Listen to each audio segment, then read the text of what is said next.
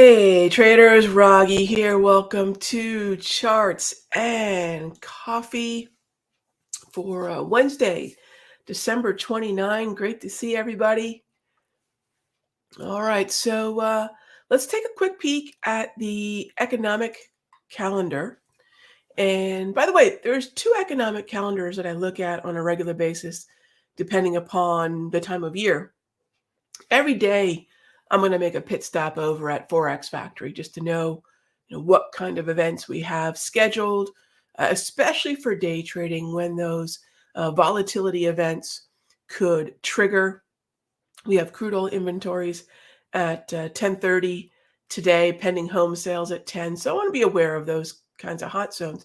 The other one is Estimize. The other one is an economic calendar that focuses on the earnings, the ramp up and the countdown, if you will, to earnings. And so clearly it's a different kind of hot zone, and the preparation is very different.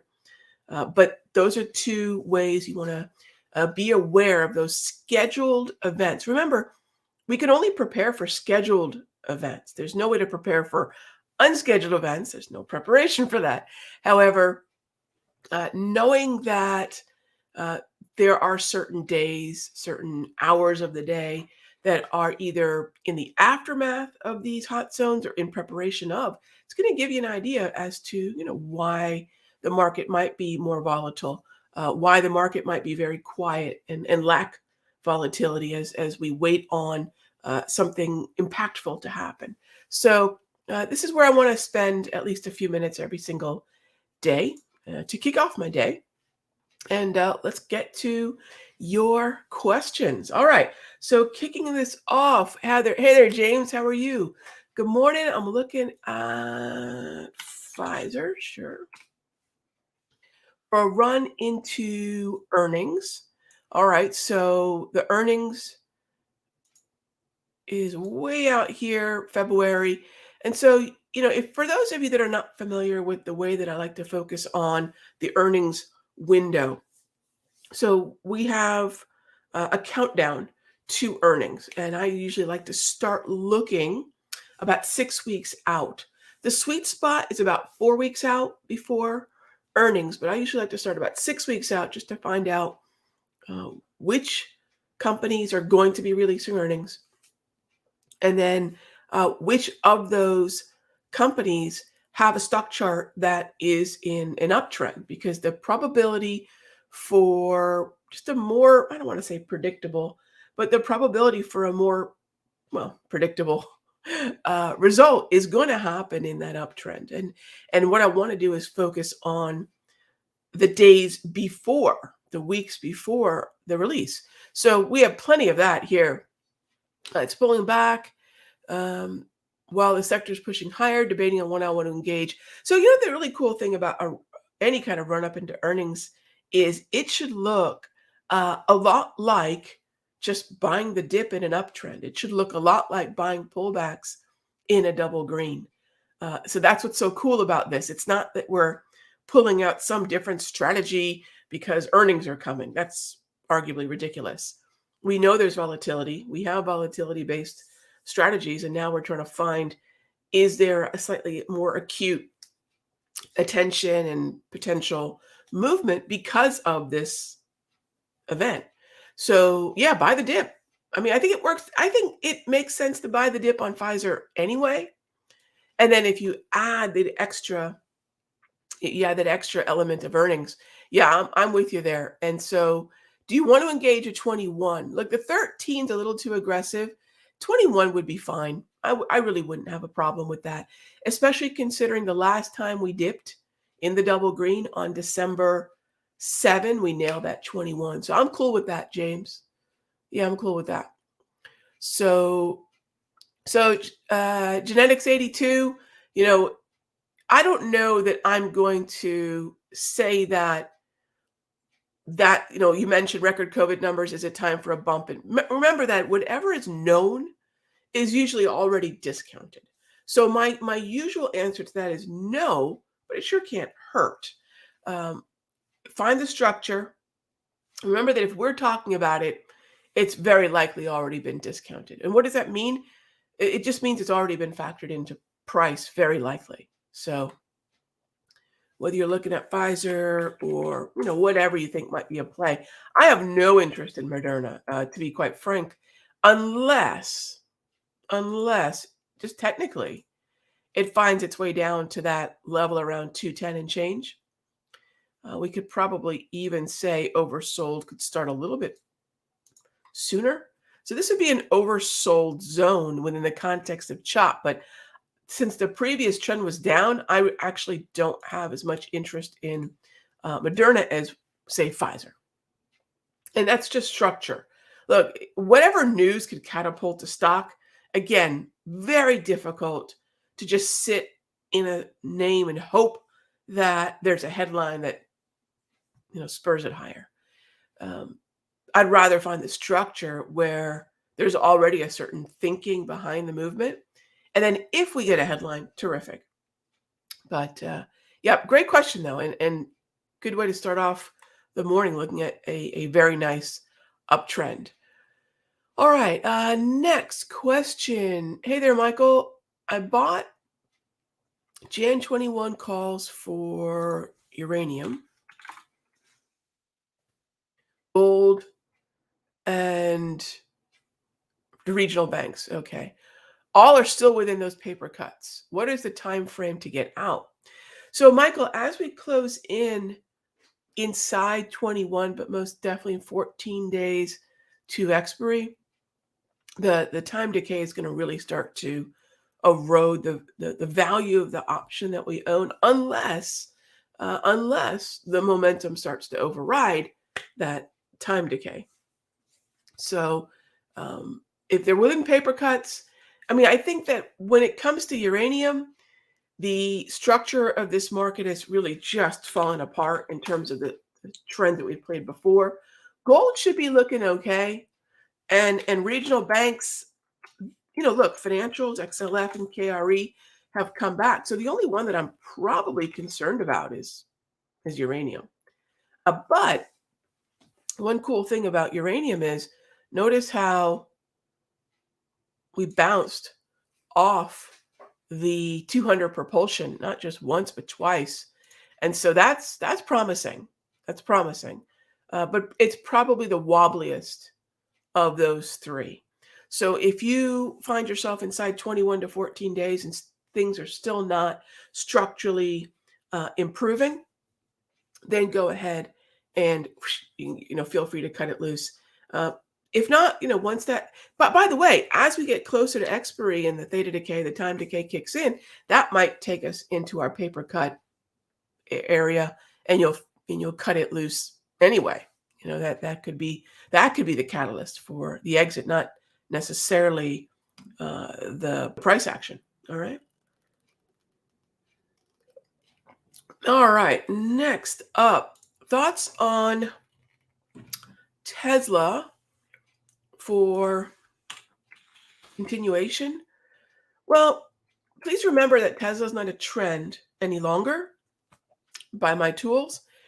We've closed the gap. We've bounced from that gap close. And now, look, this is chop. And when you're looking at a market that's in chop, albeit still with some directional bias that is bullish, would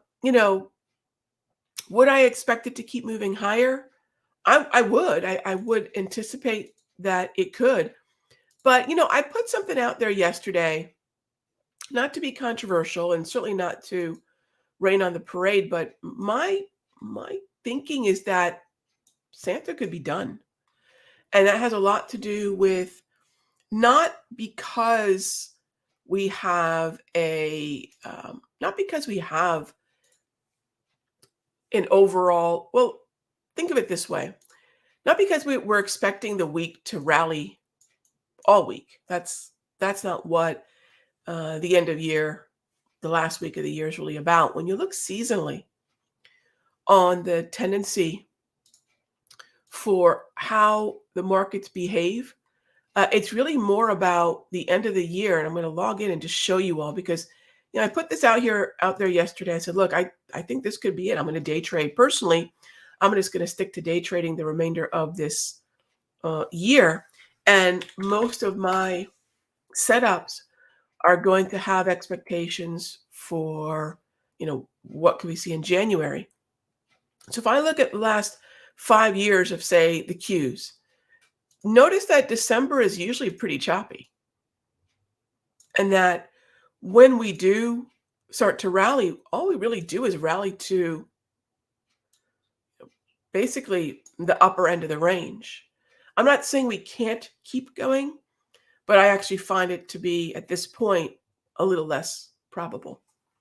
So where would Tesla fall within that expectation? And again, if the seasonals were not already syncing up with the price action, with what we're seeing on the chart, I would totally blow it off. If we didn't have the synchronicity between the seasonal and the way the price chart looks. But Tesla's a little different. Take a look at the last 5 years of Tesla.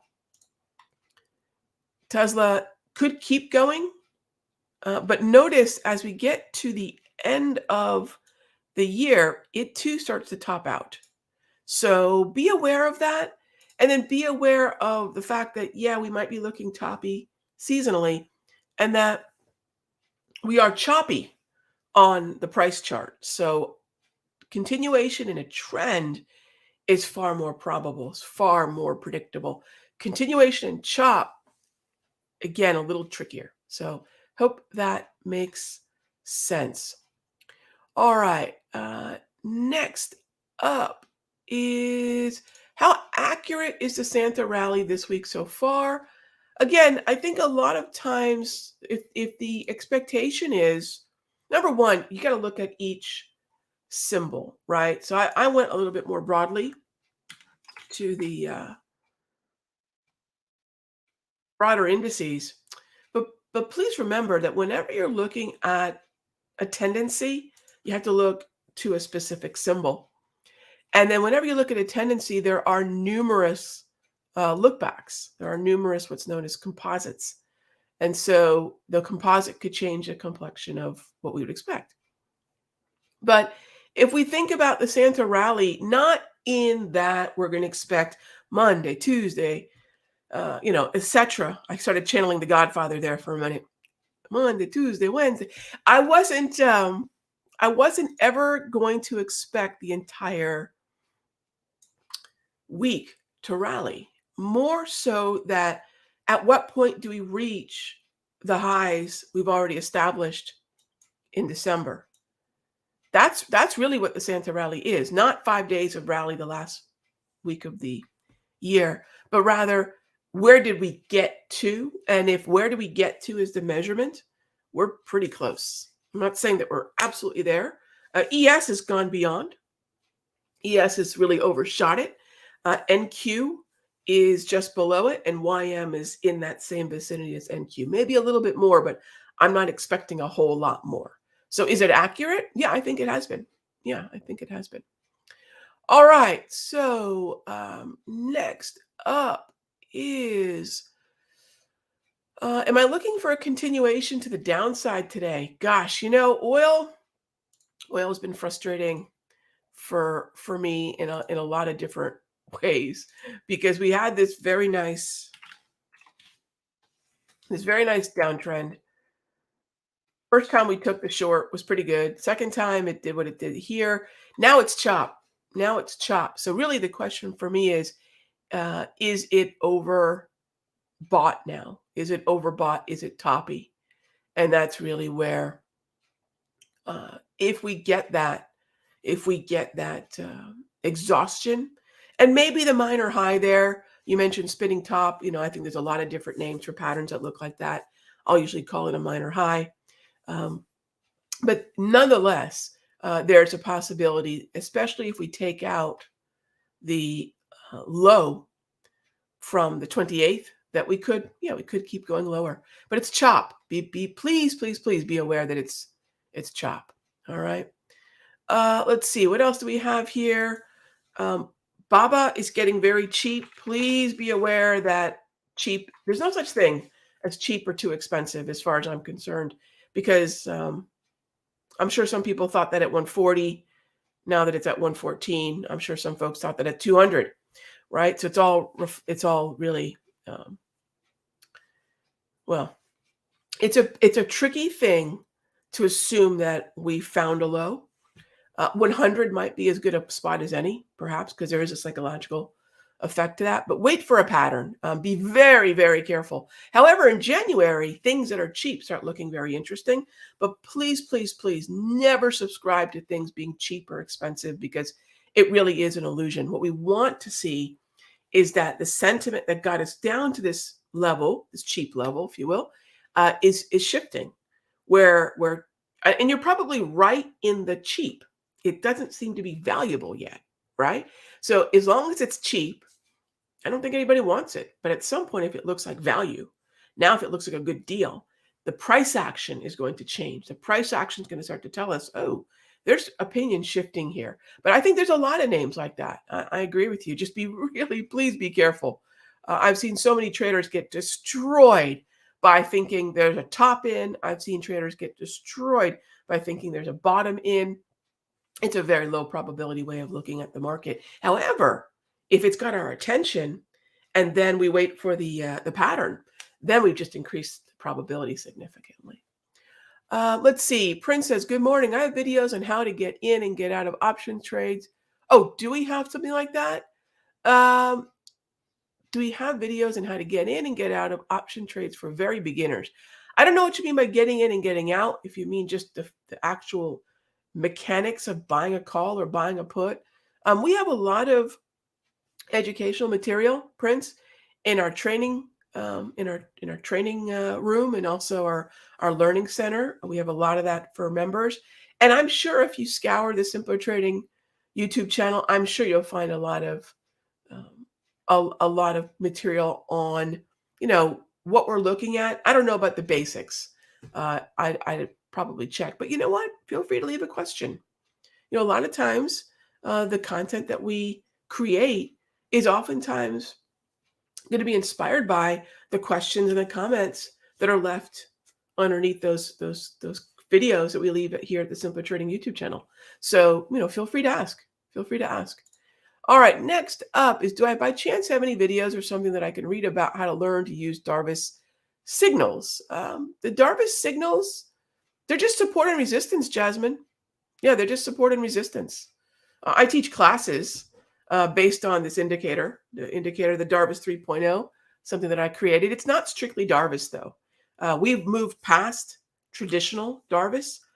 It's sort of modern Darvis. We still call it Darvis sort of as an homage, but it's really no longer what Nicholas Darvis created back in the late 50s. But it's support and resistance at the end of the day. That's really it. That's really it. Okay, next up is, do I have any thoughts on Bitcoin? I was on, I think it was, what was I on? Oh, I was on Benzinga a few weeks back. And I probably, we kind of stumbled onto the conversation about Bitcoin. And I'm not a huge fan of trading this too very much. I'm a big fan of, I'm a hodler. I'm a diamond hands hodler when it comes to crypto. If I want to trade it, the futures contracts are pretty darn good for intraday trades. I'll usually use the futures, but I don't trade Bitcoin. Not really. I own it, and I want to keep owning it. And then so that normally means that I'm looking for a continued upside trajectory. And probably one of the best ways to do that without getting caught up in the day-to-day, week-to-week drama that inevitably sometimes Bitcoin hits is two things. Number one, I've gotten to the point now where, we know that people are going to buy at brand new highs. In fact, I know that I'm going to get questions about Bitcoin every time it gets north of 60. And I tell those people the same thing now. In some ways out of caring, and in the other part out of just frustration. Quit calling me, and you all probably have that same group of people. Quit calling me when something's making new highs. If you liked it at 69,000, you should love it at 49,000. Either you believe in the narrative or you don't. So I love when, and you probably get the same thing, JR, right? People know your following a certain market, and they'll ask you, what do you think now? Why are you asking at highs? Why asking at brand new highs? So my theory on this has been, look, it's been doing a pretty good job hugging the 200 propulsion. And so as long as we kind of stay in this area, yeah, I'm fine with that being a really good opportunity, you know? So thanks for the question on Bitcoin. Yeah, I want to find ways to continue to add to my position. It's a position that I built back in 2016. So my bullishness is, when I tell you I'm hodling, I'm not kidding. This is now, this is a Q3 2016 position. I was building this position as well. Anyways, I won't go into the story, but yeah, I'm a fan of just hodling. Absolutely. Okay. All right. So again, just like that, we're out of time. But what a cool. Yeah, I do love looking at the at Bitcoin. As far as some of the other symbols, NUGT, I'm not really interested in Amazon, quite frankly. Tesla, we already covered, but I'm really not interested in Amazon. I don't believe Amazon really starts to get a shot in the arm until probably next year. But if it comes back to the 200, if it comes back to about 33.50, you're probably in good shape for something like that. And as far as XLP goes, I don't know about day trades. I'll have to wait till the market opens and we see the setups. But I do think XLP is an interesting corner of the market to look at. I'm with you there on that end. So day trading wise, 922, I can't tell you, but at 930, we'll get the price action going. Do I start to see some setups? Do I see the patterns that I like to embrace as a short-term trader, as a day trader, looking at a 2-minute, 5-minute time frame? It's very bullish, so let's see if we can't get an opportunity. I like the way defensives have been moving. I think there's some good opportunity. So, as always, gang, thanks for being here for Charts and Coffee. I'll see you all tomorrow, same time, same station. Be good to each other.